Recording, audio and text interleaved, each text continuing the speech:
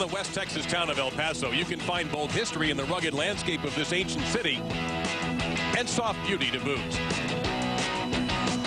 El Paso is the home of the miners. And tonight, it's home of 5 of the finest women's bowlers anywhere in the world, fighting it out on the stepladder for one of the sport's most prestigious championships.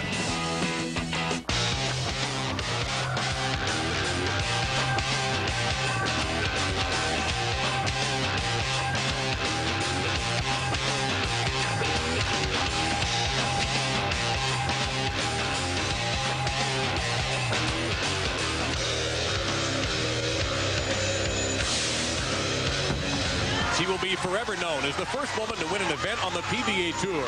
And for Kelly Kulick, a second Queen's title is her quest tonight. But she needs to get through an incredible field of bowlers to achieve that feat. The 2010 USBC Queens begins now. And we welcome you inside the El Paso Convention Center in El Paso, Texas. An enthusiastic gathering could be treated to an amazing night of bowling, the 2010 USBC Queens Championship. Hello, everybody. I'm Dave Lamont. Thank you very much for joining us. What a night this could be. You have 3 former Queens winners. You have an active Hall of Famer. You have women who have defeated men in the most prestigious of competitions. We've had 9 300 games bowled here in qualifying. Who knows if we'll get one tonight? And the field we have here is as strong as we've ever seen in this Queens event. Let's show you the stepladder championship finals, beginning with an amazing first match. Kelly Kulick, perhaps the most dominant bowler over the last year anywhere, and the powerful Michelle Feldman. Missy Bellinder looking for her first major. Anne-Marie Duggan, an active Hall of Famer. And Tennelle Milligan, all she did was throw that 9 300 game to nail down that #1 spot. Now, I'm joined today in the booth by 12-time PBA titleist, former Player of the Year, Chris Barnes. Chris, the Kelly Kulick Show, you know it well as anyone. What is it about her over the last year? Well, it seems like no matter what pattern she bowls on or the competition, she makes the show and she makes good on it. I had a real good seat for one of those shows and didn't have nearly as much fun as she did. And we'll see if she can ride that wave of momentum in there today. Tennelle Milligan has a lot of momentum. She finished as strong as anybody we watched yesterday in qualifying. What has been her secret this week? Well, Dave, she's controlled the mid lane better than anyone. She's had ball reaction no matter whether it's on the fresh or when there's more play on the lanes. And when she has ball reaction, she's one of the most fierce and intimidating competitors out there. Now, Chris and I are not alone. We are joined on the sidelines by one of the most successful women bowlers of all time. Competed in this Queens event more than 20 times. Kathy Doran-Lizzie. Kathy? Well, I have to agree with Chris. If I had to pick someone right now before they even start bowling, it has to be Kelly Kulick. She's riding this wave of success. She practically wins everything she bowls, and she is so confident. But I can't help but keep my good old friend Anne-Marie Duggan in the back of my mind. Just because Anne-Marie doesn't bowl full-time anymore, don't think for 1 minute that she doesn't have that fire burning inside her to still win this event. After all these years, do not count Anne-Marie Duggan out. That's a good point, Kathy. Anne-Marie with that great experience. And by the way, you may be able to ask her for a loan. She will join the Millionaires Club no matter what happens today. And our congratulations to Anne-Marie. All right, there's our first match. Michelle Feldman will get going. And Chris, she is an entertaining bowler. One of the highest rev rates probably to ever throw a ball on the men's tour. And you get a good example of, and that is what we have seen with her. She can get on streaks and just easily rip off 5, 6, 7 in a row. When she has it, she throws lots of strikes in a row. The problems come when she's not lined up. She can leave some ugly-looking splits. Kelly Kulick, 4th straight top 6 finish or better in the Queens.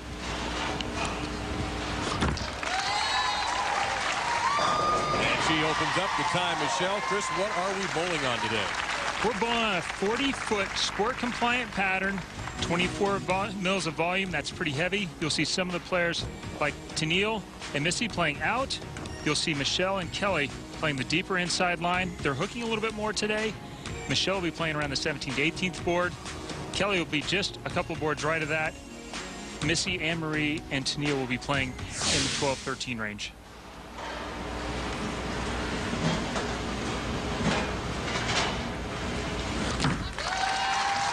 Kulick for a double. A little light, but mix them up.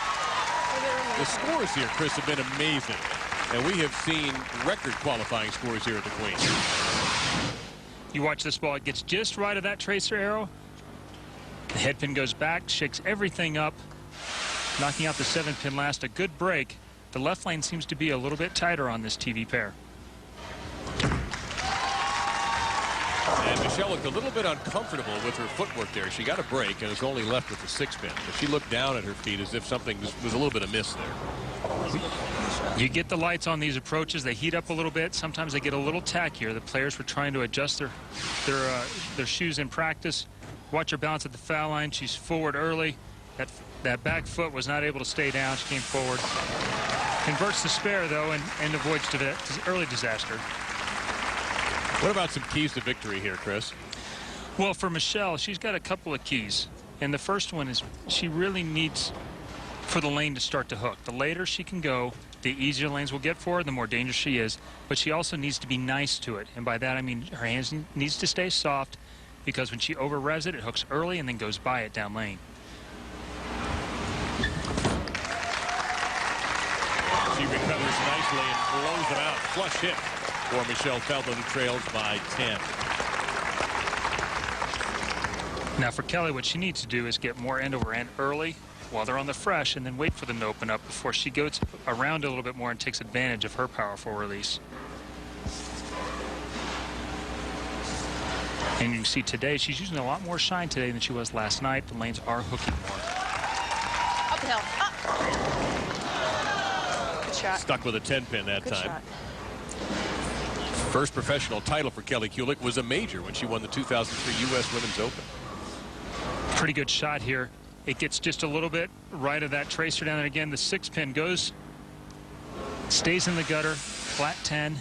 She's going to have to make a little move right. The lanes are carrying down a little bit. You'll see a lot of that transition here in this first game.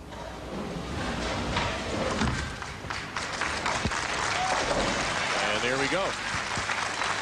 No problem for Kelly Kulick on the 10-pin. SEC rivals LSU and Georgia take to the diamond Thursday night as ESPN brings you college softball at 8 p.m. Eastern from the sparkling new Tiger Park on the LSU campus of Baton Rouge, Louisiana. For more information, you can always log on to ESPN.com.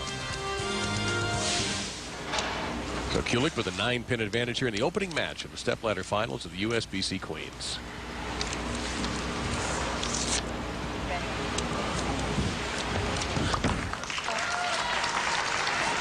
That is a little too light. And the first split we have seen tonight. 2-4-10. The key is this tracer right here. When it gets a board right of that, that's about perfect, or right on top of it. That was about 3 boards right of that. Won't make it back up the hill on this 40-foot pattern. It's sport compliant, and even though the scores are high, having Michelle and Kelly both first and tearing up the front of the lane from further left will not make the scores higher. And she'll end up with an open there. And an opening for Michelle Feldman. Let's get down to Kathy for an ITRC Pro Shop report. Kathy? Well, like Chris said, the longer Michelle's on the lanes, the better it's going to benefit her game and not anybody else's, because she does what no one else does. The ball she's using is a track 505A with a little surface, so it's allowing her to hook the lane more. And she just completely missed. There's a Greek church right there. And what happened here, Chris? We've had both players now miss somewhat badly in the last 2 shots. Again, this last tracer right here, she gets it too far to the right of it. And once you get to about the 7th board there, it has no chance. You need to stay on top of that 10th board at 40 feet to get the ball back up to the head pin. So the washout. Nope, didn't do it. So both players with an open frame in the 4th. And Feldman, who had just a little bit of a lead, now is down by 8. So right to the mental process, Chris, what are these 2 players thinking as they try to find what they had in their opening shots? This is going to be the weakest part for both of these players. They're the strongest rev rate in the field, and so as the lanes and the oil move from front to the back, it affects them more than the straighter players. By playing deeper on the lane, they're making it harder on themselves as well. And a nice recovery, got a little kick from the 6 onto the 10. You can see the sheer power of her release right there. This rev rate is way up there. About 18th board. That one got picked up. It was still right of that tracer, but off of the 8th board down there, 6 falls right on the 10. Nice recovery.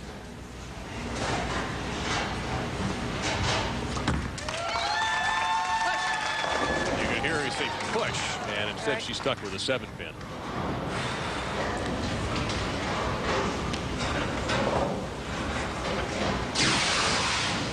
You see the ball coming right at us here.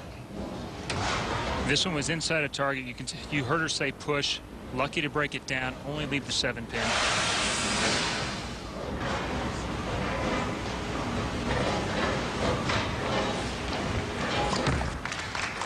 Well, Kelly did something this year that's never been done before. She's become famous in the world of bowling. We asked her about that Tournament of Champions victory. You know, there's a lot of positive to that, of course, but is there a downside as well? There can be a downside to being a little bit famous. I feel like there's a bullseye on my back sometimes. People, an extra pair of eyes that I haven't had before. Everybody always wants to see you succeed as well as see you possibly fail. So there's that little added pressure of how is she going to perform today, and if she doesn't perform very well, just remember, guys, that Kelly Kulick's a human being. Good shot. Well, she said good shot, Chris, but it ends up not really being, and she seems a bit surprised by that. No, and it made it right by that trace to the right spot. Michelle is throwing a pretty dull ball. It's got about 1,000 on it, may even have as much as 500 grit on it. Beating up the front of the lane awfully fast. She did think she threw it good, and it was on line, but it did hook early. She'll have to make a move, probably a couple boards left the next time in this lane. So Michelle really makes you adjust on the fly when you play against her, doesn't she? Absolutely. Same as a guy like Robert Smith or Jason Belmonte in Archway. No problem for Kelly Kulick, though, to cover the spare. So as she searches for a line against the power of Michelle Feldman, we'll find out who's going to advance in the step-ladder finals and get closer to the tiara and be the USBC 2010 Queens Champion here in El Paso. All right, Chris, take us through this slow motion of our two competitors. These two players both throw at the exact same speed, but you watch Kelly create her speed with footwork, and Michelle will create it with just pure power. Kelly's backswing's much higher. That, combined with her foot speed, allows her to catch up to the strength that Michelle has.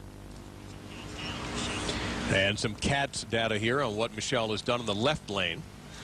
Well, and her two shots have both been pretty good. This was her strike in the third frame. Her speed initially was 17.4. She's a little bit firmer with the next shot and a little bit further right. But as the lanes are breaking down, that turned out to be the right move, and that struck as well. So she has struck in all of the odd numbered frames, but this is the 6th. Hey! Now, is that just a rotten break?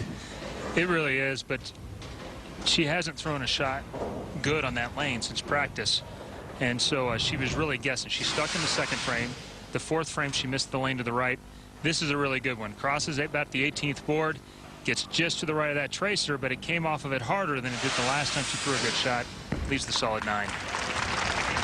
Converted easily by Michelle Feldman. That makes him happy at the Falcon Bowling Center in Auburn, New York, where Michelle is the proprietor there when she's not out competing in these tournaments at a high level.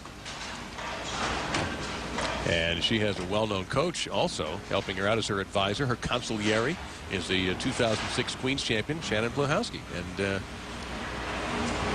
Shannon bowled well, but wasn't quite able to make the show here, but cashed. That's a crossover and almost got a huge break. But instead, this 10-pin for Michelle Feldman. So that's the first time on that lane she didn't strike. Yeah, and she looked surprised, too. Thought last time when Kelly bowled in that left lane that she thought she threw a good shot, but she was not as end over end. It came off it a little bit harder. That shot hooked very early. She's going to have to make a big move now. Each player has an open frame that happened both in the 4th. So it's a tight match.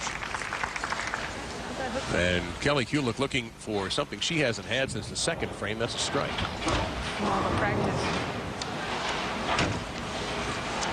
Kelly, by the way, chose not to have an advisor, but her mom, Carol, is here.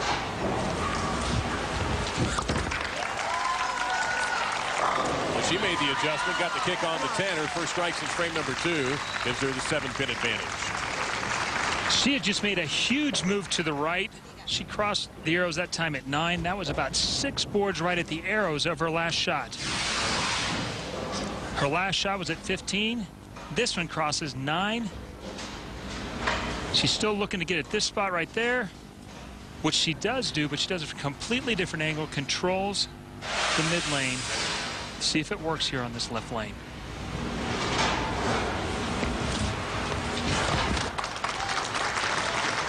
It did.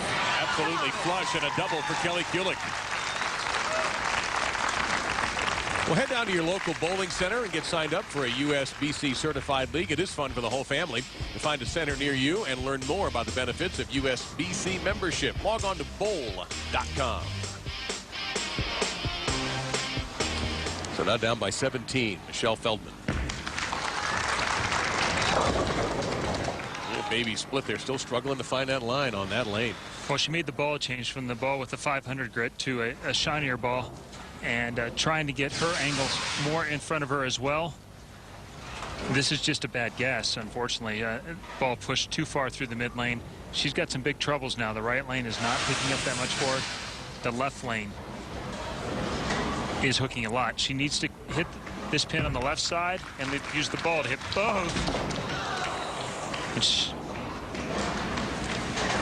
Well, Michelle Feldman shaking her head, a little frustrated with herself. And she's had an amazing career, but we asked her, what's next? The U.S. Open is left for Michelle. I think that's pretty much going to be it, unless pretty much Queens is going to be my week away from now on. I'm pretty much going to bowl maybe a lot of stuff at home, but as in being a professional anymore, that's going to be pretty much over with. And she mixes them up. That is the Michelle Feldman we saw in qualifying that time with that power game. But she is down by 30 as Kelly Kulick gets ready here in the foundation frame. Well, and this problem started in practice. They started out too far left with too much surface, broke the front part of the lane down to the left, pushed oil down to the right, and made the lanes more difficult rather than the rest of the week, where the girls mostly played where Kelly's playing now, and made the lanes easier as they went along.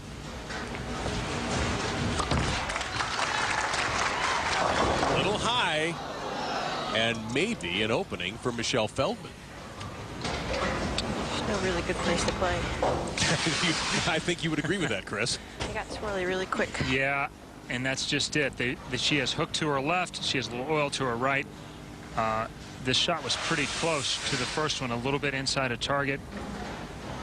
Just a little bit soft, and that was enough to make it go high. Take the punishment. And all of a sudden that lead cut exactly in half. Well, the scenario is this. Feldman with a strike up in the ninth can strike out for 192. Kelly will need a double and 6 to shoot 193 and shut Michelle out. Anything less than that, Michelle can stand up and throw 2 strikes and win.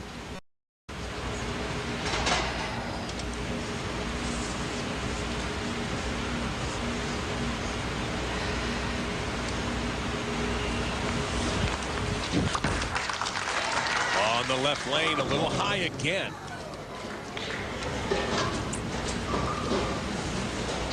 So there's still hope for Michelle Feldman. Last shot in this lane at 9.5. This one's at 10.5 crossing the arrows. A little too far up the lane. It's really key for her playing straight to be able to get right up the back of it so that it doesn't take off left when she misses in. Those last 2 shots, she both got over it just a little bit. So Kelly Kulick's max is now 187. That's assuming that she'll convert this and then strike.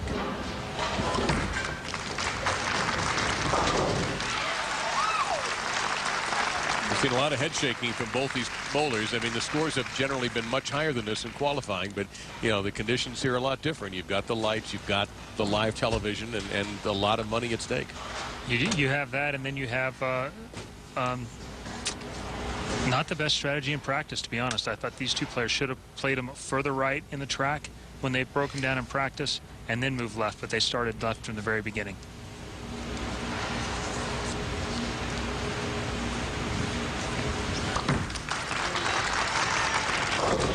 Mixing them up, so she'll wind up with a 186. Michelle Feldman will now have to stand up and throw 2 strikes and 5.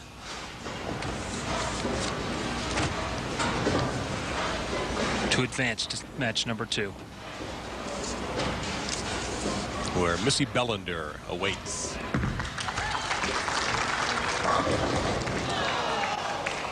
You know, it's one of the best balls she's thrown on that lane, and it just didn't work. It is. She threw the mission the last time, and it went too long on her. This time she used the ball with surface on it, went back to what she knew, and it just didn't work out. A flat 10.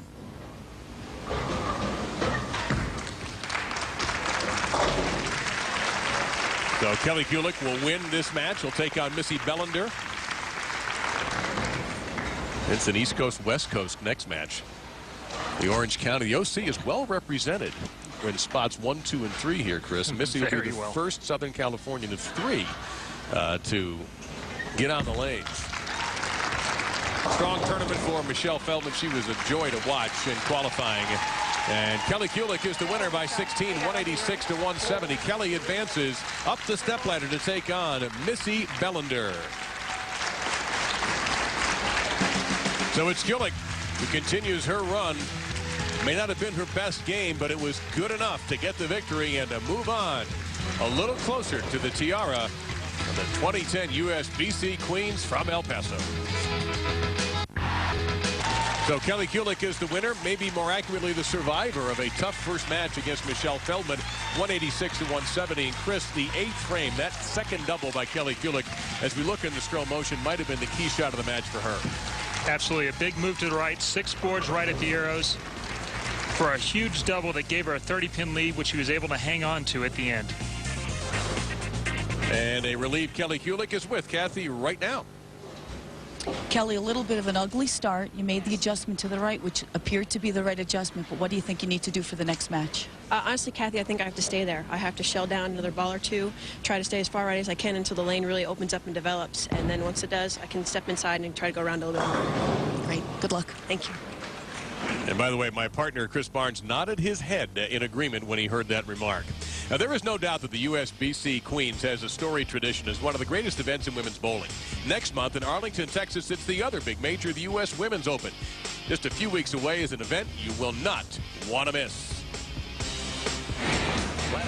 It began in 1949 as the BPAA Women's All-Star Tournament. The winner and still the queen of the bowling world, ladies and gentlemen. Marion Ladewig won the first 5. It became the U.S. Women's Open in the 70s and a crown jewel of the women's tour featuring wins by countless Hall of Famers. USBC has brought it back, and it's better than ever.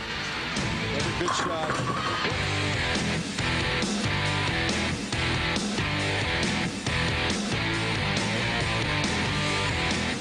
The Women's U.S. Open is like, I guess, the men's U.S. Open for golf. You know, it's one of the most prestigious events, one of the most grueling to win. It's a longer format, a lot of games, and usually the cream rises to the top. It is definitely the icing on the cake for anyone's career. There's only an elite group of bowlers that have ever won that title. So it brings out the best in everyone. It's another huge field in which all women bowlers of all different calibers compete, and that's what makes it special. And this year, it's even more special as the format returns to round-robin match play, a step-ladder final, with a groundbreaking TV show in bowling's brand new home. There's nothing like a live TV show here at the International Training and Research Center, and it's going to be a great format. This will be our first live television show in the new center. Great for the fans and even better for the bowlers. There's no question, Dallas-Fort Worth is the place to be next month. What a great opportunity to play with the best players in the world. You have to take that opportunity. You have to get out there and see where you lie. See where, you know, if you're ready, maybe you're not, but you know, you'll leave there knowing what it is you need to do to be better prepared the next time around. But there's no way anybody should miss the opportunity to play in this. It's the best we have in women's bowling. And there's still plenty of time to sign up and take part in the 2010 U.S. Women's Open. For more information, log on to the official website of bowling and find us U.S. Women's Open on the tournaments tab. But we have plenty of bowling left here in the Queens in El Paso. Missy Bellinder, the 3 seed, takes on Kelly Kulick in our next match. Kulick, the Tournament of Champions winner on the men's tour this year, and Missy Bellinder looking for her first major title. Hi, I'm Missy Bellinder. Welcome back to the 2010 USBC Queens from the El Paso Convention Center in El Paso, Texas.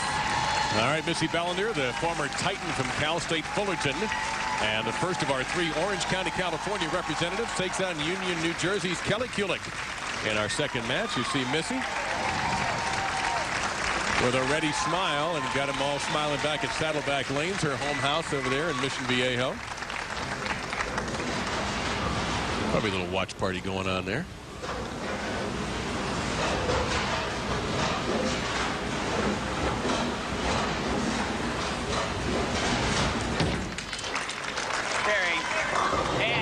Did get the carry. You heard her advisor, who is Scott Norton, who happens to be exempt on the PBA Tour from starting in this year.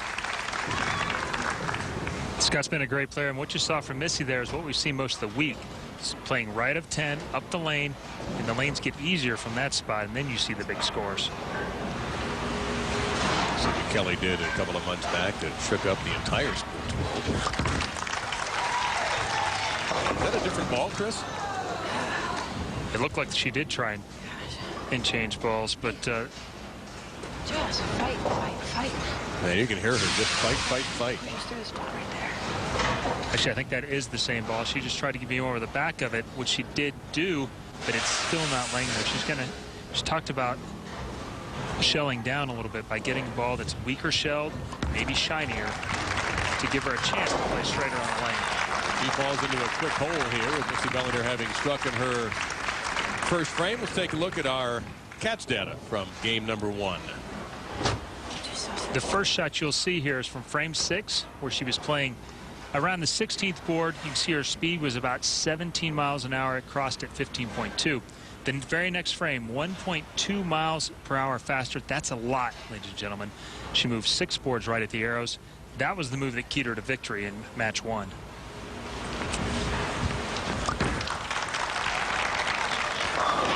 On the left lane, she comes right back. That's the only thing you can do.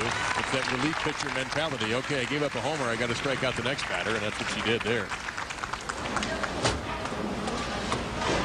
Well, Chris, how about some keys to victory for Missy Bellinder as she searches for her first major title? Well, speed control will be the key. She's playing right, so she can be firmer. That will be good for her. She is also a very confident player. A little bit of early ball reaction will go a long way to taking her to the title match. She buried it, 9 pin, a little reluctant to go, but it was just overpowered. And Scott Norton, her advisor, an old childhood friend, and we've accomplished bowler in his own right, as Chris told you. Missy's best finish at the Queens was 2008. She tied for 7th. This is her first time on the Queens show, and no nervousness in the first 2 shots anyway.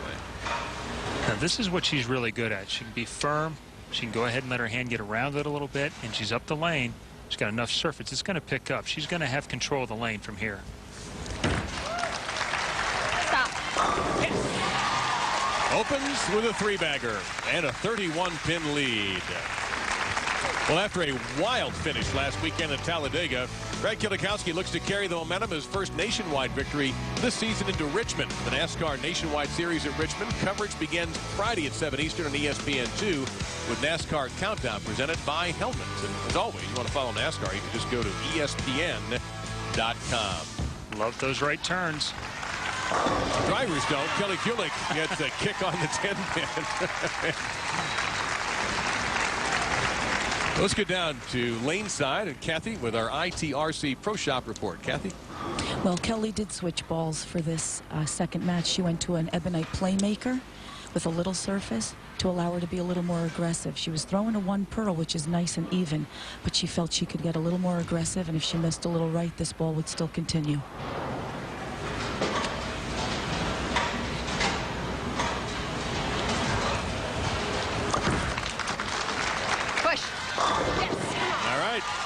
And now both bowlers seem to have figured out these lanes.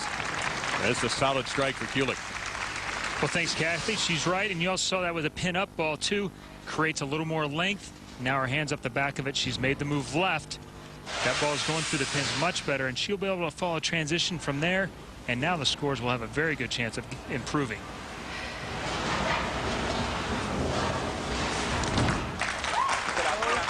Lost that one. Yep. And she gets a huge break. She knew it right away. All you all know. I mean, you know almost immediately whether you've thrown a good shot or not. This was about a board and a half right of the last shot, but more importantly, it looked like she missed it off her hand. rolls the 10. That's a huge break. That's almost the same as 11 pins right there.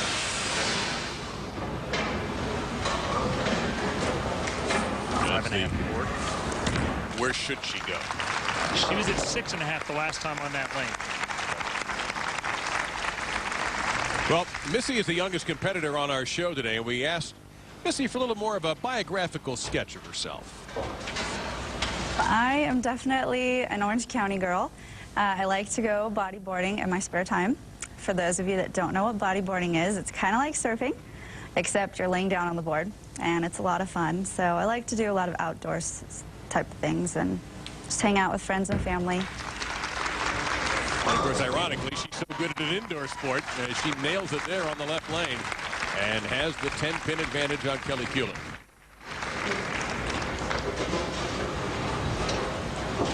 Much better shot, more up the lane. And more importantly, she caught it at the bottom, but was never in danger of being light.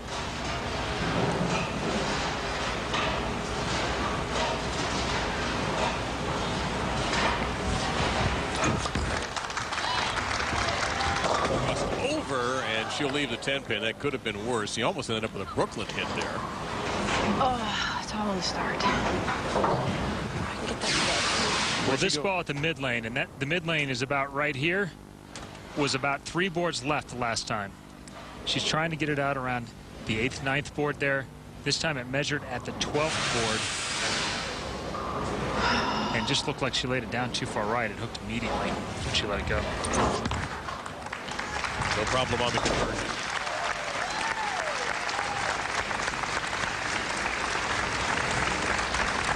Match number 2 here, the USBC Queens in El Paso, Texas at the Convention Center. I'm Dave Lamont along with Chris Barnes and Kathy Doran-Lizzie.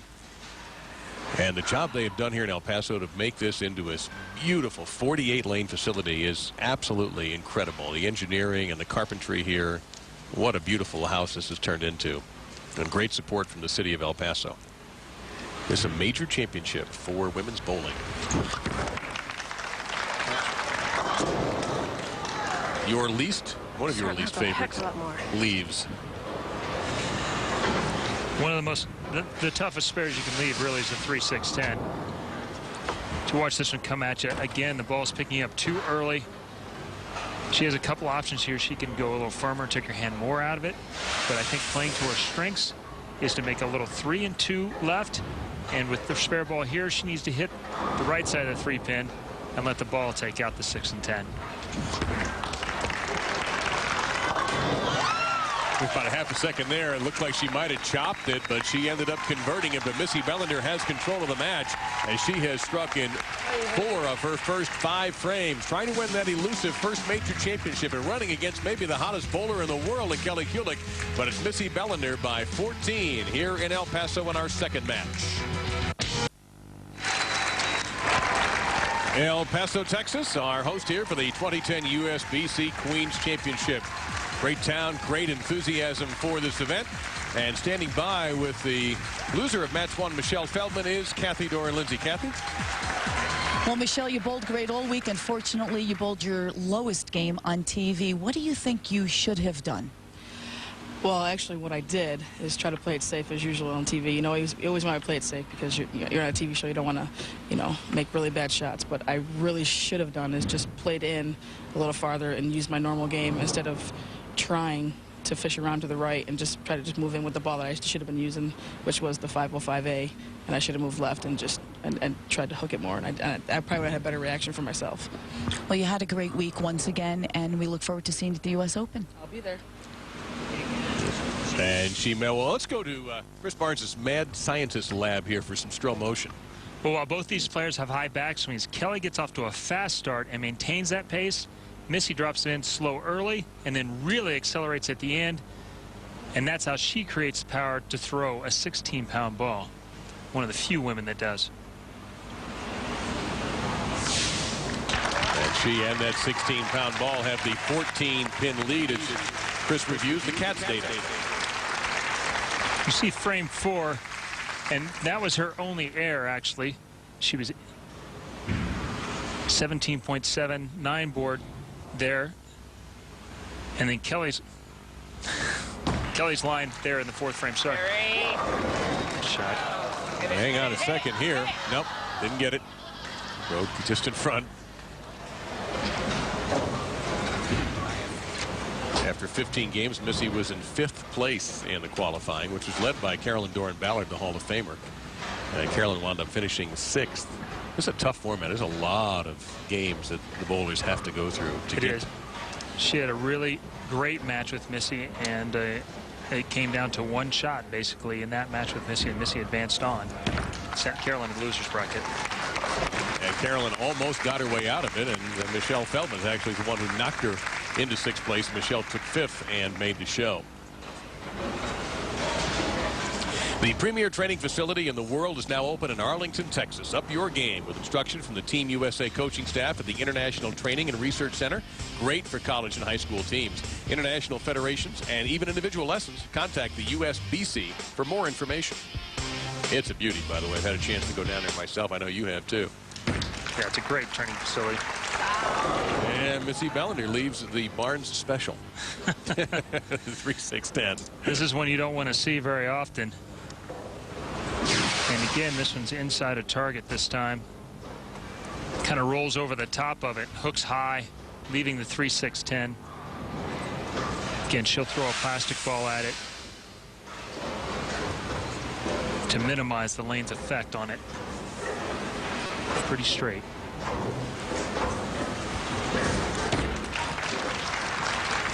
And just as you drew it up, we saw that spare before. Missy Bellinder solid through 7 with an 11-pin advantage on Kelly Kulick. Kelly, by the way, normally, if she were back in Union, Chris, tonight is country line dancing night. She's missing out on that to do this. Sacrifices a person must make. You know, it's tough sometimes. You have these choices.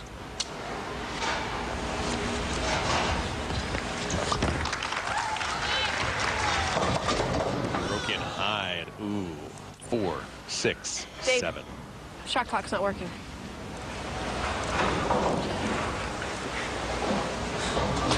Yeah, there's a 25-second shot clock that is off to the right of the bowlers. And I don't think it's going to matter much on this shot. There you see it right there on your screen. We overheard Kelly in the break talking about she felt rushed. And every time she got up there, she was coming right over the top of it when she tried to throw it harder. Looked like that time she tried to keep her pace down, but really she's too slow right now. Now, we mentioned that Kelly's mother is here, Carol, and this is some of the conversation that we picked up during the break. And I'm not throwing it. I try to throw it faster than I do, and I come across it every single time. Yeah. So, I feel rushed for some reason. I just feel rushed. Well, I can see you keep going like this. There's Carol. You know what? At some time in your life, everybody needs a word from mom. Kelly requested a re-rack. She got it and gets a kick on the 7.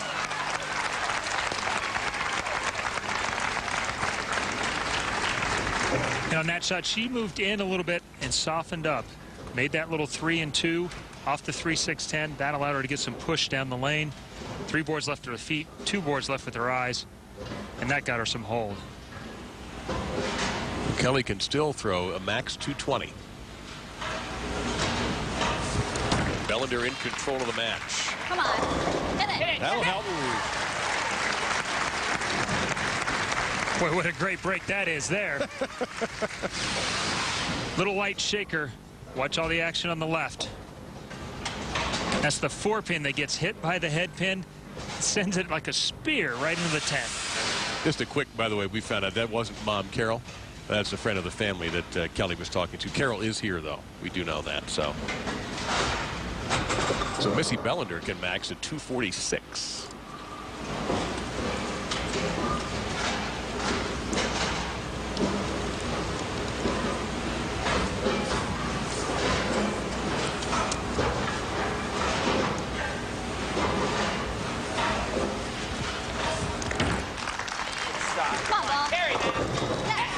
She has mixed it up. Even when she's been a little bit light, Chris, she's managed to get put them all in a bag and beat them with a bat mix.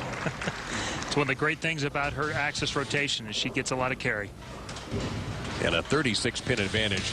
We mentioned Carolyn Doran-Ballard was the leader at the end of the 10 and 15 game scoring record. She was unbelievable. And Leanne Hulsenberg, how about that? The fourth 800 series in match play history. We had 9 perfect games, including one thrown by Linda Barnes. And Kelly Kulick will not give up in the foundation frame with a strike, but she is down 26. Again, the max she can throw is a 220. Nice move here. She also moved left on this lane. Recovers nicely. Back into her comfort zone a little bit where her hand can get around it without it going high every shot.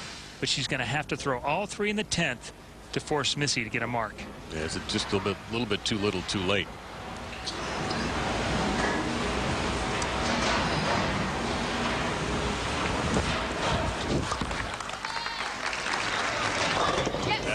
Yeah, that's perfection right there. Awaiting the winner of this match, the Hall of Famer, Anne-Marie Duggan. Make the move and make the shot.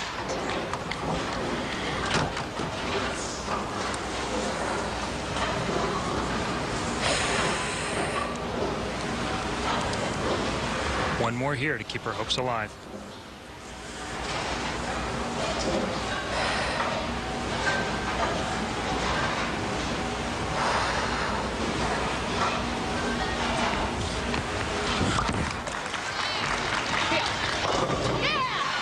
Everything she had to do, and now it's up to Missy Bellinder. If Missy wants that major, she's got to finish strong in the 10th. Come on. With this move left, now she's crossing around 12-13, and she's doing what she likes to do most. She is right in her wheelhouse here. Anne-Marie and Tennelle, I think, would prefer that Missy mark in the 10th. Now this is for the 220.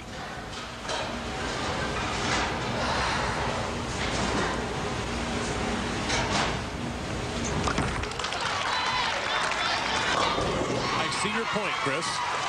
I've seen that look before a few times. Intimidating, isn't it? It's fun to watch if you're a fan, not so much if you're sitting in that seat right behind the lanes.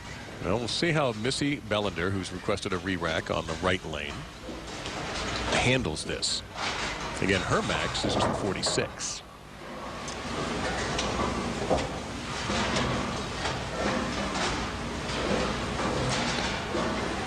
Now, if you were Kelly, would you watch?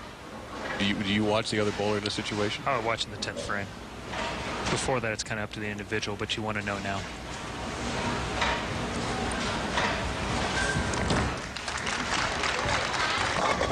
Light and bedposts.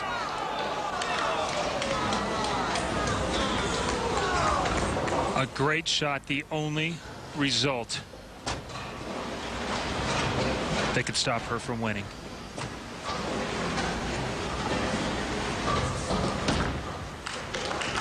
But the house is just stunned. And on that shot, Kelly Kulick has advanced to the next match up the ladder to take on the Hall of Famer Anne-Marie Duggan. Unbelievable finish.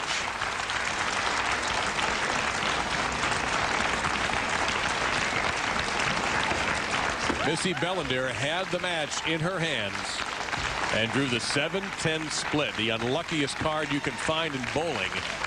And she will have to wait for the Women's Open to have another chance at her first major championship. It's Kelly Kulick advancing.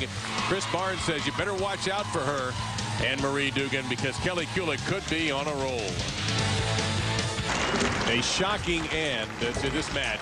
Missy Bellinder had a 6-pin lead and ended up with a 7-10 split in the 10th to lose to Kelly Kulick, who did what she had to do. She finished with a 5-bagger, and she advances into the next match against Anne-Marie Duggan.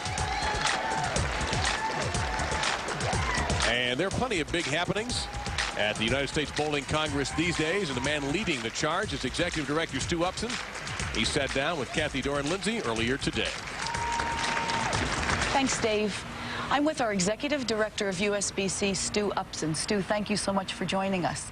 This is the first year that the women have been able to bowl the Queens and the Women's Championships in a convention center venue. What type of feedback have you gotten from the women? The feedback has been outstanding. The USBC tournament team did a great job of transforming this convention center into 48 lanes of bowling.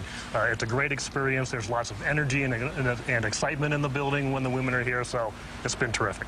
And what is new right now at USBC? Actually, you know, we have our annual convention and meeting coming up in Reno. I fly from here to Reno tomorrow morning. So lots of announcements will be made at our annual meeting. And if anybody wants to see what's going on, we will be live streaming the convention on bowl.com so they can check out what's happening Friday afternoon and all day on Saturday. Well, I know there's a lot of exciting events happening in Arlington at the International Bowling Camp. Fill us in on what's going on May 11th and 12th. Two great events. First is the USBC Hall of Fame dinner and induction ceremony at the International Bowling Campus. And then on top of that, the finals of the U.S. Women's Open Tournament will be held at the International Training and Research Center. So two great things going on in Arlington. If anybody is in the Dallas-Fort Worth area, they're free to stop by and participate. Well, thank you so much for your time. We appreciate it. Thank you, Kathy and Stu. Back to matters at hand. We move forward to the semifinal match. It will be Anne-Marie Duggan and Kelly Kulick.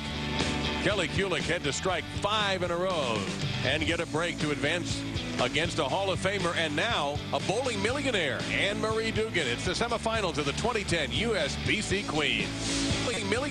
There's the step ladder. You see Kelly Kulick defeating Michelle Feldman by 16 pins, then an unbelievable 10th frame.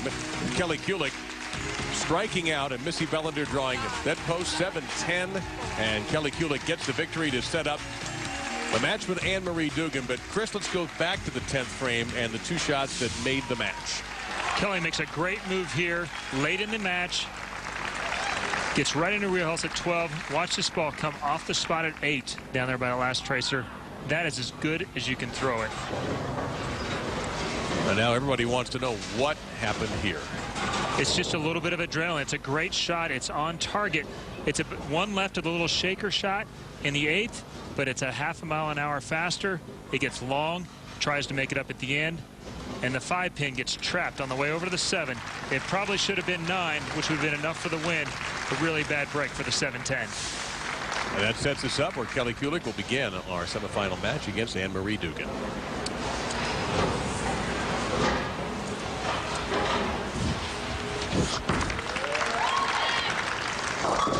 Crossed over that time, leaving the 3-6-10. Grabby. How difficult is it, Chris? You take a little bit of a break, you have a chance to sort of catch your breath and recognize what just happened to you. How difficult is it to start over again? Well, your adrenaline takes a huge wave, a huge amount of adrenaline right at the end of that match. Great feelings, and then you have 10 minutes here basically to slow down, and then you have to regroup and start back over again. The toughest shots, I think, are to throw are the ones right out of the commercial breaks. And she covers that handily. So here's our first look at Anne-Marie Duggan, who now lives in Edmond, Oklahoma, but was originally from Orange County, California. And in fact, there's probably a pretty big party at the Boulevard AMF lanes in Edmond right now watching Anne-Marie. She's stuck. Got a break. Got that 9-pin out of there. Now, Anne-Marie she had a little bit of trouble earlier in practice, too. Like I said, the lights get on these approaches. They warm up. They're not as slick as they were during the week. And you can see she was forward pretty quick. Pretty fortunate that one ended up with just a 4-pin. So a couple of spares to start things off in our semifinal match. SEC rivals LSU and Georgia take the diamond Thursday night as ESPN brings you college softball at 8 o'clock Eastern from the sparkly new Tiger Park on the LSU campus in Baton Rouge, Louisiana. For more information, just log on to ESPN.com.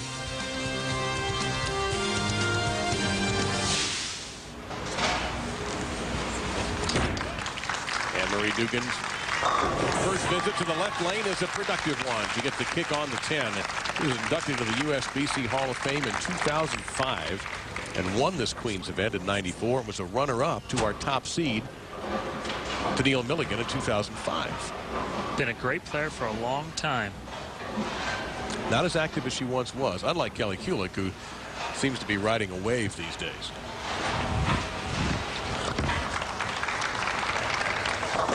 But for a second, I thought that would have gotten away from her, but it was reeled back in. I'm not sure she knew either whether that one was coming back. That was a much looser shot. She said she was grabbing the first. She was real nice to this one at the bottom. Almost pushed it by everything. But by Missy playing out and then Kelly playing out earlier, now that ball comes back where the first match it blew by the headpin. What does she mean by grabby?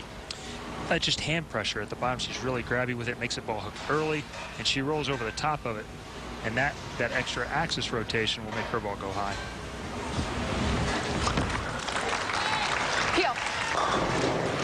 Good shot. Boy, that's a ringing 10 right there. Yeah, and you could hear her say good shot. She knew that one was good from the beginning. Looked just like the one in the field ball in the 10th. Watch the 6 pin up here as it goes right around the 10.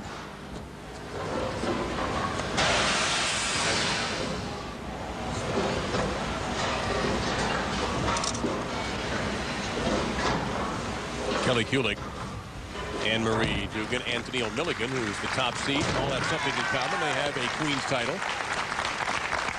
And in most Queen's championships, 2 bowlers have 3, including the great Wendy McPherson, who bowled here. Look at that with 2 Queen's titles. Alita Sell. Oh, I'm sorry, Linda Barnes. 10 years apart, too. A great story, really, to be able to perform that well. 10 years apart. Donna Atomic also. And Anne-Marie, just a 10-pin, very unfriendly right there. Not interested. Somebody will get out of here with a 2nd Queen's championship. And Anne-Marie's had an amazing career, as Chris and I have mentioned. 1994 BWA Female Bowler of the Year. 94-95 PWPA Player of the Year.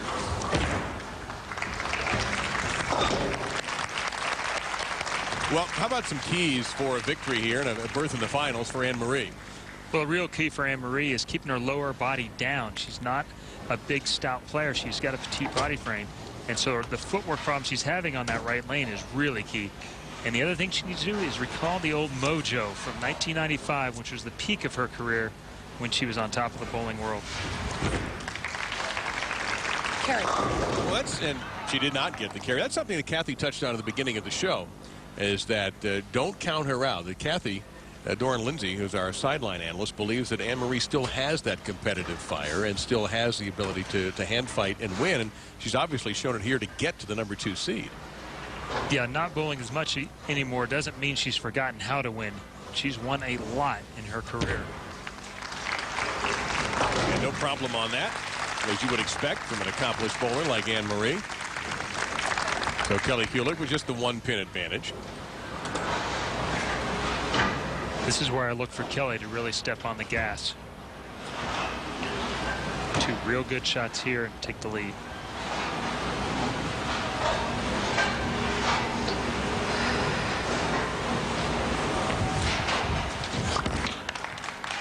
Push. Flush is what that was. The last shot on that lane got to the right and made it back. This one was in. She was asking for it to push, and it ended up perfect. That is not good news for Anne-Marie or Tennelle. Now she knows what she has on the lane. That will make her more comfortable and make her hand get looser at the bottom. She finished her 2nd match with 5 consecutive strikes to advance. Roll. Nice.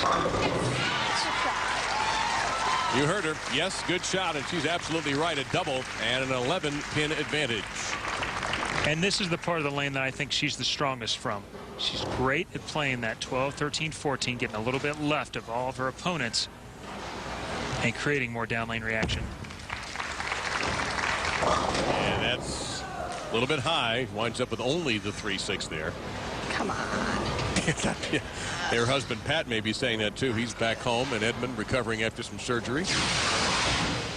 And this just looked tentative. It looked like she thought she might stick. It's the first time that her foot actually moved, and it was just a tentative shot with her arm.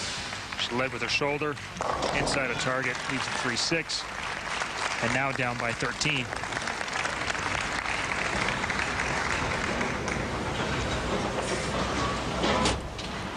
And Anne-Marie, after the first 15 games of qualifying, was in 51st place. So she really had to work through the match play and was brilliant in the match play leading up to the televised finals here, obviously, to finish in second. Yep, she knew it, and you knew it as well, Chris. So one sheet to have as Kelly Kulick may be riding the wave of momentum. We've seen her do it before. And Kelly Kulick has the advantage on the Hall of Famer Anne-Marie Duggan by 13 pins in the semifinal match of the USBC Queens at El Paso. Top seed. There's our situation here in the semifinal match of the USBC Queens. Tennelle Milligan is the top seed. She awaits the winner of this match between Anne-Marie Duggan and Kelly Kulick. Meantime, standing by, the city of El Paso and the convention center here. There you see the time-lapse photography, and it almost must have felt like to the workers they were moving that fast. But, Chris, what they did here is an engineering marvel. It's a magnificent venue to bowl any tournament, and these Open Championships are great.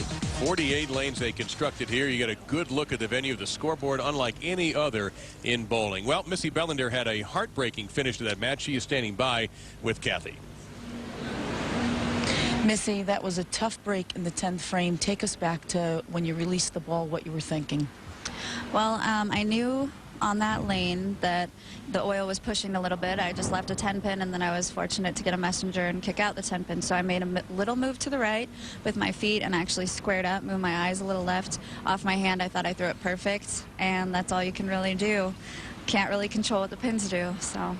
Well, you had a great week. We look forward to seeing you at the U.S. Open. Congratulations. Thank you.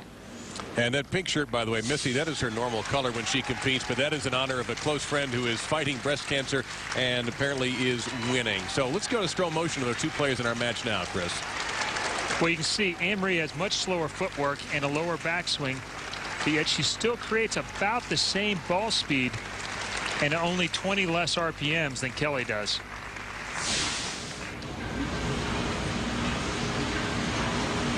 You know, you see the stats. That left lane's been kind of cranky all night. It's been tougher for Kelly, that's for sure. There's earlier hook on that lane from when the players broke it down earlier, and fighting through that has been difficult for Kelly. Yeah, no problem there at all for Kelly Kulick. And that's the ace there. That's the one she's been looking for. She's doing a lot of those on the left lane. Now a three-bagger on the right lane. Anne-Marie had better start soon, or this one's going to get out of hand. Kulick's biggest lead of the match. Anne-Marie just 2 strikes in her first 6 frames.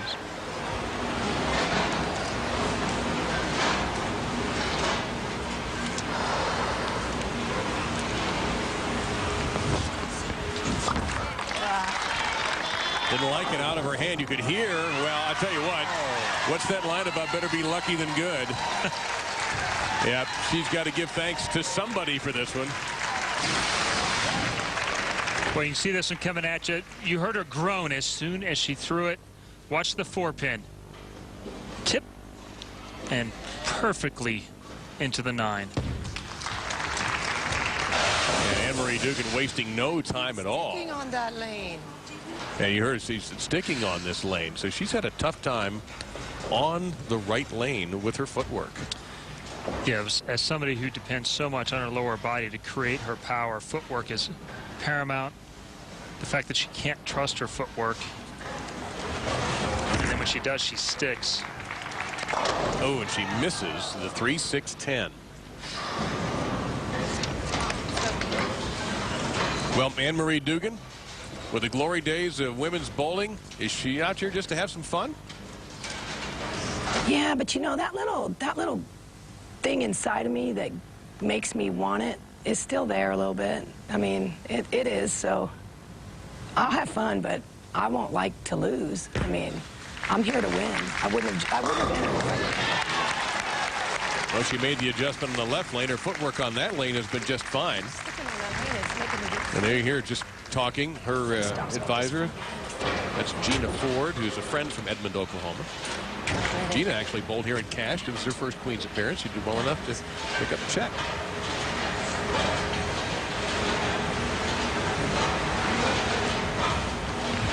Kulick now with a commanding lead. Good shot. Well, that shot really shades of the same shot Missy threw in the 10th last time. A very good-looking shot, just a little bit light. And it crosses through 12. Watch the 5-pin. Does the same exact thing. Gets trapped and left on the lane. And that opened by Missy Bellinder in the 10th, allowed Kelly Kulick, who did finish strong and rolled to 220 with 5 consecutive strikes, to advance to the semifinal match, where now Kelly has complete control. As we head into the foundation frame, Kelly to fall. there's the Cat's data on her last shot. Let it fall. This is a 17.9 miles per hour, 11.6 at the arrows. And just about half a board light at the pocket. She can max at 249. One time. Whoops. That was the shot that she almost left a couple of frames ago. That was the better one. And actually, this is the better one. This was 2 boards further right at the arrows than the last shot, but it came off that same spot harder. Leaves a 4-9. Now she'll have to hit the very left side of this and slide it over into the 9-pin. Otherwise, she'll provide an opportunity for Anne-Marie to steal this match. That was very close, as you could see, so she knows it. Well, it was a break, Chris, that allowed Kelly to move on, and maybe it's a break the other way now for Anne-Marie Duggan, an opportunity here. That pin, though, is huge. That means that Kelly needs to fill 20 in the 10th to shut out Anne-Marie. If she'd gotten none, Anne-Marie could have struck out and very possibly had a tie. Well, there you see some of that competitive fire that Anne-Marie talked about, and let's check out the footwork. This has been the lane that's troubled her. And knowing Anne-Marie's determination, she just decided that her foot was going to slide this time no matter what. She dug in there and just made it work. And by far her best shot of the match. And she come up with another one. Big snap at the end there, Chris, and leaves a 4-6-7.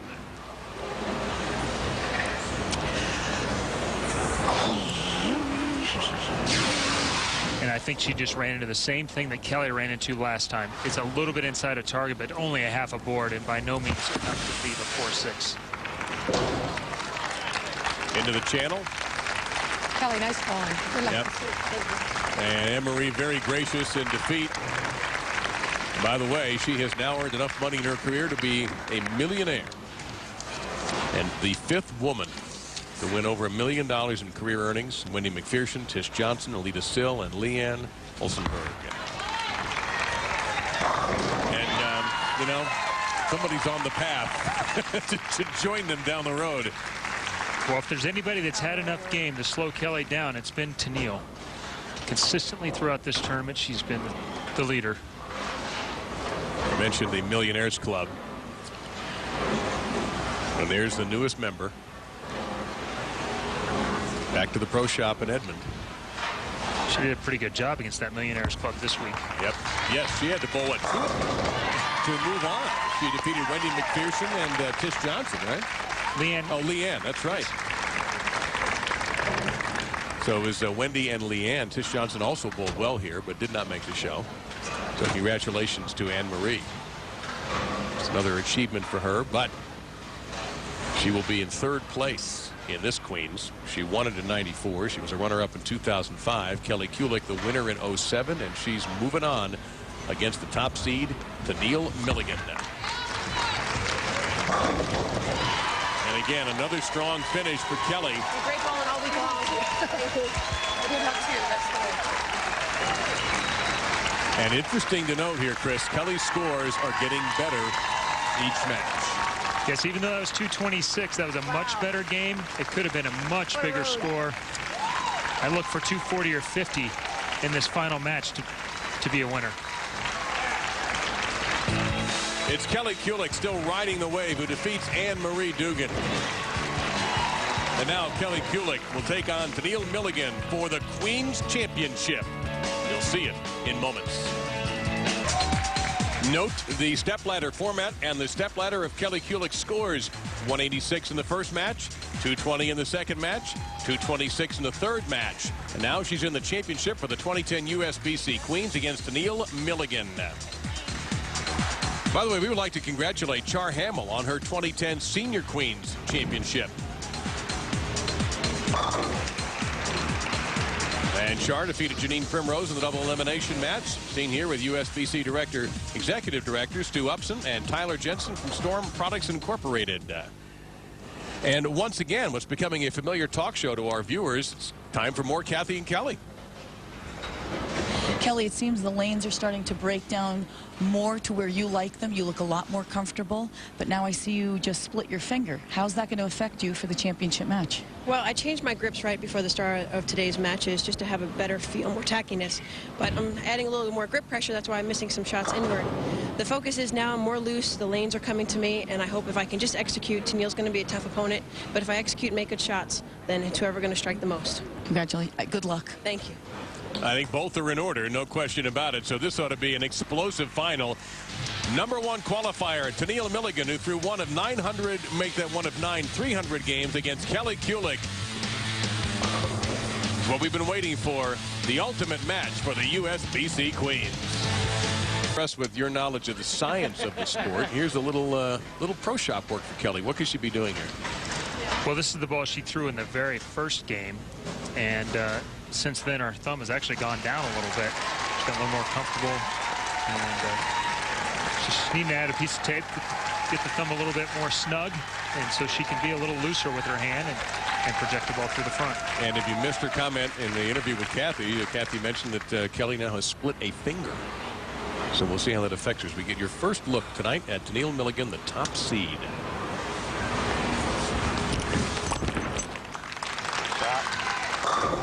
Well, that's something we've seen her do all week. Well, she's had a lot of that. If she can get comfortable early, she will give Kelly all she wants. But she will probably have to. Looks like Kelly's going to make a ball change here. But she's still right in the part of the lane she wants to be. Kelly making her second consecutive appearance in the Queen's Finals. Liz Johnson beat her last year.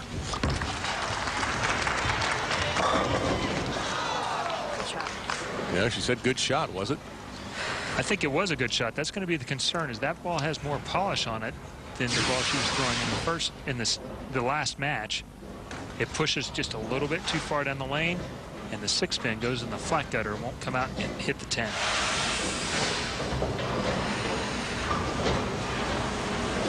Switch to the spare ball. And perfect on the conversion. Let's go down lane side for an ITRC Pro Shop report. Here's Kathy. Well, as great as Kelly bowled that last game and pulled that game out, she actually switched back to her original one pearl that she threw in the first game. Chris is right. Her thumb went down. She added some tape. She actually took some tape off the finger that she split because she needs the finger to feel tacky for a better feel.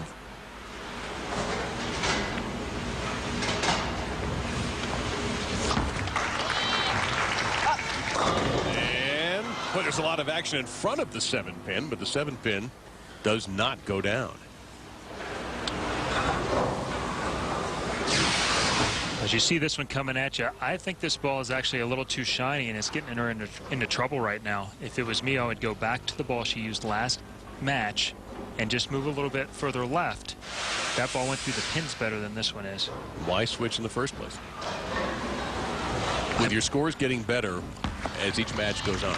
I believe that the finish of that last match and actually that last flat 10 freaked her out just a little bit where it hit that flat, and so she wanted something that would go longer and flip, but it's not flipping. It's just getting longer on her right now. Well,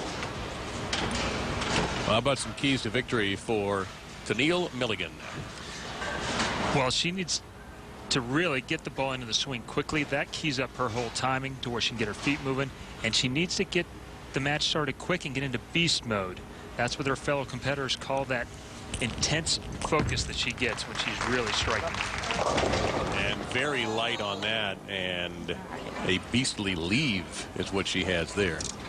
That was crap. She was right about that, I'm afraid. This got off her hand pretty fast. Looked like she missed it. Didn't hook in the front part of the lane. Got too long and unfortunately paid the price. 2-4-10 lead.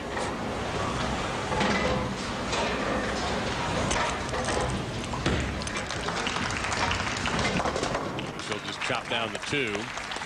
And an early open frame, exactly the opposite of what one of your keys to victory for her was. Now, Tennelle Milligan is a new mom, a beautiful baby girl, Abigail Dolce Milligan, 9 months old, the light of her life, as any, and a proud mother as well she should be. Abigail now resides in Arlington, Texas, where the Women's Open will be, but she is a California girl by birth. Part of our 3 Orange County natives who battled in the stepladder final. A little bit of a break there. Her advisor from Storm Bowling Products is Tyler Jensen. There he is. Might have seen Tyler with the end of the USBC Queens, Senior Queens, with the winner's check.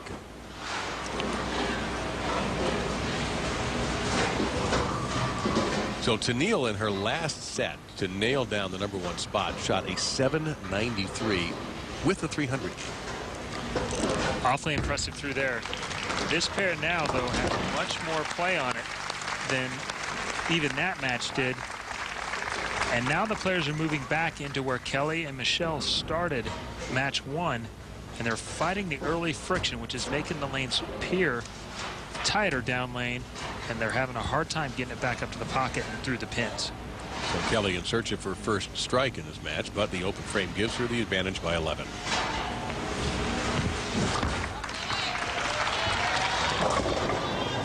Maybe split, and it could have been worse.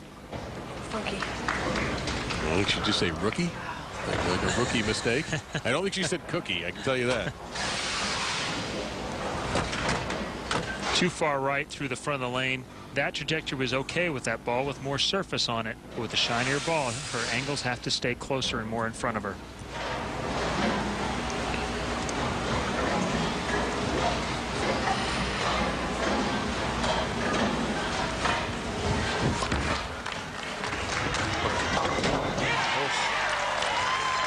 I got to tell you, that surprised me because I thought for sure that was headed for a chop. She got a big break at the end. This ball must have picked up right at the end. It looks like it's going to center the 2-pin, catches just enough left of it, and gets across and hits the 7. She knows she got a break there. There you see what Kelly has done in this event.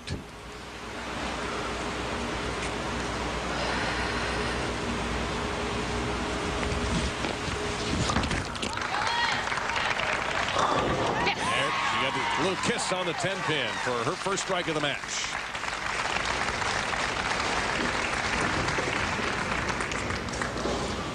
She caught a handful of that one right there, and it's still the 6-pin struggled to get the 10-pin out. Well, I think I was right. I think 240 will easily win this match, but I don't think either one of these players are going to get there now. Ball change for Tennelle.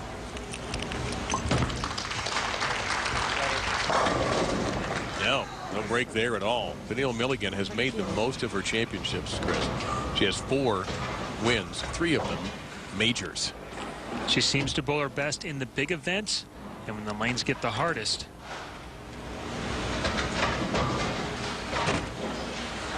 She bowled pretty good through qualifying 19th, but where she really hit her stride was when match play started. She needs to find that stride right now. She was trailing in this match with Kelly Kulick. Tennelle also was the 2007 European Women's Masters champion. 5-time member of Team USA. Start bowling like you did on deck. That's the perfect comment right there. Start bowling like you did on the way in. And she's going back to the ball she used the first 3 frames too. The ball with more surface didn't make a better move down lane, actually hit worse. Shot. That looks like the line that we saw out of her yesterday right there, Chris. That's what got her here.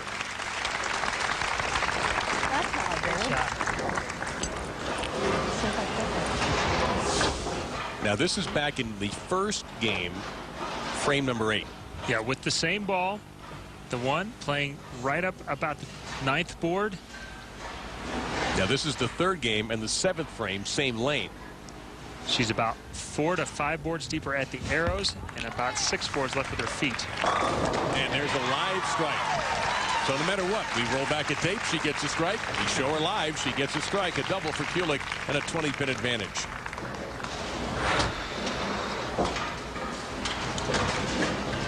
She's made some nice adjustments here. As you watch this shot, picked up her speed just a little bit, but moved her target left as well. Into the 13th board. That one was high flush. That one went through the pins exactly how you want to draw it up.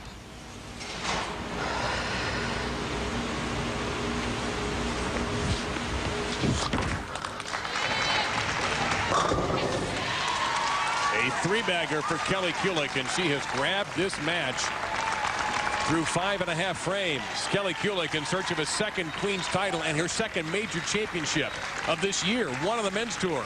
And now here at the USBC Queens, the pressure is on Tennelle Milligan to come from behind to take on Kelly Kulick and defeat her. The top seed in trouble here in El Paso. The beautiful town of El Paso in West Texas, right on the Mexican border and also on the New Mexico border as well. When they speak about records that may never be broken, as we often do in sports, one certainly might have happened this week at the Women's Championships here at the El Paso Convention Center. 101-year-old Emma Hendrickson from Morris Plains, New Jersey, took part in her 51st consecutive tournament appearance, adding to the mark she set last year. We congratulate Emma on an unbelievable, wonderful record. Now, in 1959, Ike was our president. As Grandpa Simpson once said, the freak states, Alaska and Hawaii, joined the other 48. Pan Am went around the world for the first time. Barbie dolls and pantyhose made their debut. And, oh, that's right, Clear Lake, Iowa. The plane that Waylon Jennings didn't get on. But Buddy Holly and the Big Bopper sadly did. Well, let's go over to Kathy's corner, and she is with the loser of the last match, Anne-Marie Duggan. Kathy? Anne-Marie, great performance all week, but you had footing problems on the right lane. Obviously, that made the difference. Well, I did, and I did most of the week, but I caused my own problem because if I got a little bit quick, I got onto my slide foot a little bit early, and that caused my weight to get a little forward, and I stuck because I did throw a good shot on that lane after I stuck 2 or 3 times, and I just stayed on my right foot as long as I could so that I could get my leg underneath of me. Well, you looked as comfortable today as you did 15 years ago when you were winning every week, beating us all up. How did it feel to be back out there? It was fun, Kathy. I wish I would have performed a little bit better. I mean, it didn't feel like it was that long ago that we were out there bowling, and I miss it, and I'm so sad there's no ladies tour for the masses to bowl, and I hope that just one day there will be again. Well, I hope so, too, and just for the record, Anne-Marie had the nicest belt. And she gets applause for that bell. Thank you, Kathy. All right, let's go back to the scientist. Chris, take us through slow motion of our 2 players here. Well, 2 different styles. Tennelle with a little bit lower backswing, much lower down at the foul line, used a lot of power. Tennelle is further right of Kelly. Kelly will have to use her axis rotation and take advantage, while Tennelle will have to use her ball speed to overpower the friction. The top seed down 30.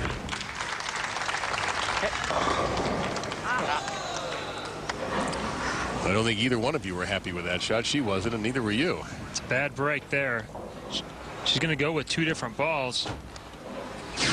Same ball that flat 10 last time. She makes the adjustment off of it. This one comes back. Watch the 4-pin. Falls straight back instead of going into the 7-pin like it's supposed to. Both these ladies in search of their 2nd Queen's Championship. And for Tennelle, what would that 2nd Queen's Championship mean to her?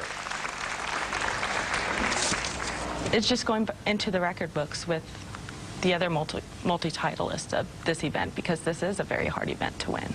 And to win it twice, I guess the stars were all aligned for me to do so. The stars have not been lined up. I know we have a full moon outside here in El Paso, but the stars have not lined up for Tennelle in this championship match. Not yet. Still has some room.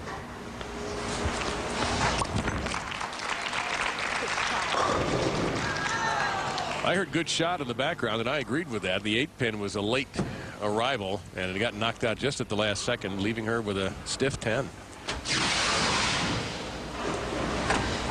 Pretty good shot here. Firm and up the lane on this left lane that hooks more. She's using a weaker ball and a weaker pin. It's bad news right there, because that shot has struck for her all the way through match play. A bad time to desert her. Well, let's take a look at Queens champions in this past decade, and you'll see some very familiar names up there. Wendy McPherson, of course, the great Carolyn Doran Ballard, who finished 6th here. Kim Terrell, a Hall of Famer. Kim Terrell Kearney now. Wendy McPherson again. And you see our two competitors, Tennelle Milligan and Kelly Kulick, having picked up a Queens title. Linda Barnes in 08, Liz Johnson a year ago, who defeated Kelly Kulick, and Kelly now in command of the championship match to get that second Queens.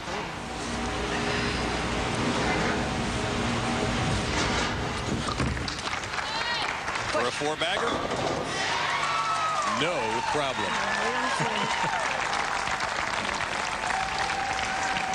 And what would the winner take home besides the beautiful trophy and the tiara? How about that? $25,000 for the champion.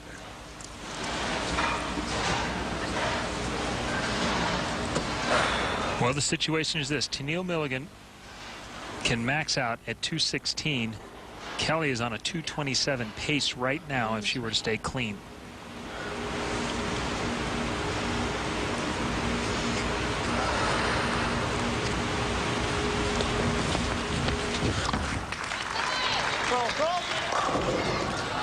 And just like that, Chris, the door, I don't want to say swings all the way open, but there's room for a foot. Where there once was no light. Well, listen, that's how Kelly got here. Don't forget, she needed a big break to advance in that second match against Missy Bellinder. 5-pin slices right in front of the 8. It's unbelievable after watching that ball mow through him last frame. And there wasn't a different shot, right? It wasn't a radically different shot or a bad throw. Not radically. It was about a half a mile. Actually, it was only 0.2 miles an hour faster. She missed it just a little bit at the bottom, maybe. 20 RPMs lower. I mean, such a small difference, though, in the big scheme of things for that result. Well, the question now for Tennelle Milligan, can she find that beast mode that got her the #1 seed?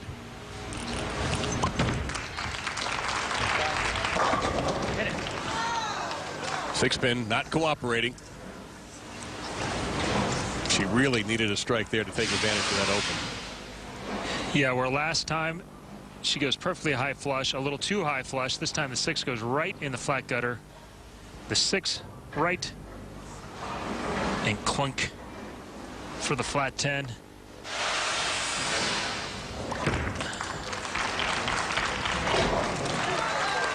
Got everybody in the crowd getting a little thrilled there. This is the first of 3 consecutive weeks of bowling on ESPN2. Next week, the best in college bowling square off in the men's and women's finals of the Intercollegiate Bowling Championships. That's Wednesday, May 5th at 9 p.m. Then the following week, it's another major tournament for the women as the championship round finals of the 2010 U.S. Women's Open are contested from the International Training and Research Center in Arlington, Texas, Wednesday, May 12th at 8 p.m. Cannot wait for that. Must strike. Did strike. A small sliver of hope. Her best reaction of the evening.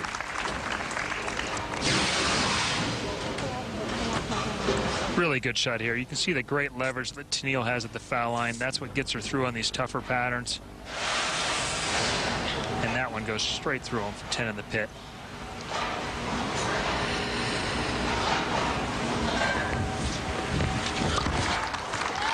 One time. Yeah! And the most emotion we've had out of Kelly so far with a beautiful shot in the foundation frame.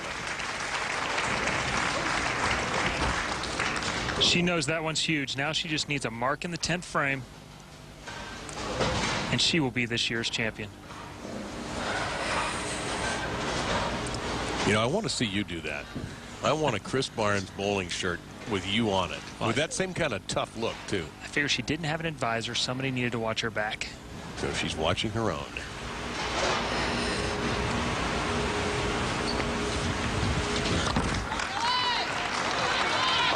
There you go. She's done it. Kelly Kulick has won her second Queen's title. What a year she is having. She talked about the expectations, how high they are ever since she won that Tournament of Champions on the PBA Tour, and how people expect so much from her. I don't think anybody expects more of her than she does. Yeah, I'm not sure anyone does. And it all started a couple years ago when she was the first woman to become exempt on tour. Had a huge amount of expectations. That didn't go so well, but she's persevered and come back even stronger than ever. And she'll finish like a champion, too. Well, she's a great closer. You mentioned that exemption. She rolled a 300 game on the final day to help earn that exemption a few years ago. Her first professional title ever was a major, the 2003 U.S. Women's Open. She finished second in this event last year, and she will make it her second title in the USBC Queens. The experience from that year on PBA Tour is what's made her a champion now. She's great on every pattern. That's all right. And again, Chris, up the ladder she went. Her scores improved in every single game. A really great performance. Really showed off her versatility. She played left at the beginning. It was the wrong choice. She was smart enough to make the move. Bailed her out that first game. Bowled a great match. Made another great move in the second match that bailed her out with a lot of good fortune and a huge and terrible break by Missy. Made the ball change for the title match. That also turned out to be the right move. And don't forget, in that match against Missy, though, Kelly had to put the pressure on. I know. She had to strike out, right, and Abby. she did. Coming home to you, baby. Tennelle talking about getting to come home to see her baby girl. Ooh, spare. Well, we'll see her in Arlington. That's home, and she'll certainly be one of the people to beat at the U.S. Women's Open. She's riding a pretty good streak now. By the way, Chris will front that 100, just so you know if she makes this. You don't know me very well. Yeah, actually I do. I know the answer to that is no way. That's a great try at it, too. Going to make it. That's your best chance. Now, Kelly Kulick is your USBC Queens champion in 2010.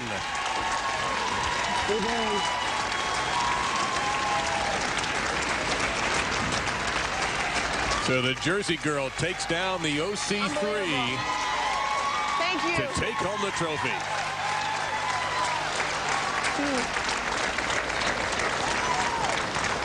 Unbelievable. That's some valuable carry-on luggage there. Thank you, El Paso. Thank you, Kelly Kulick, for a great show, coming from the 4th place all the way up the stepladder to her second Queens Championship. We'll talk with Kelly Kulick here in El Paso at the Convention Center. A champion once again. Kelly Kulick in impressive fashion with a final 232 to claim the title.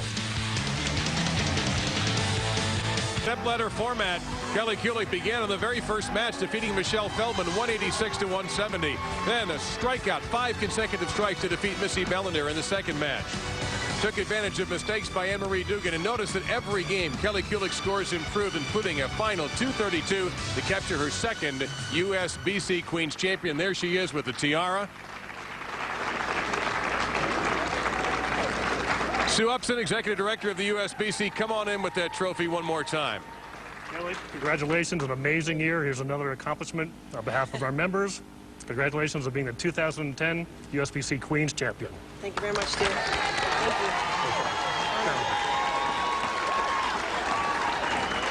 This goes nicely, but there's something else we'd like to bring in. And well, from Storm Products, Tyler Jensen. Come on here, Tyler, because this is also nice here for you, Kelly.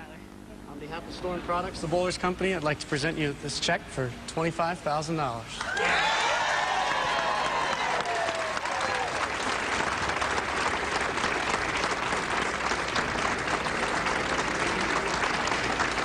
All right, Chris Barnes, come on in here.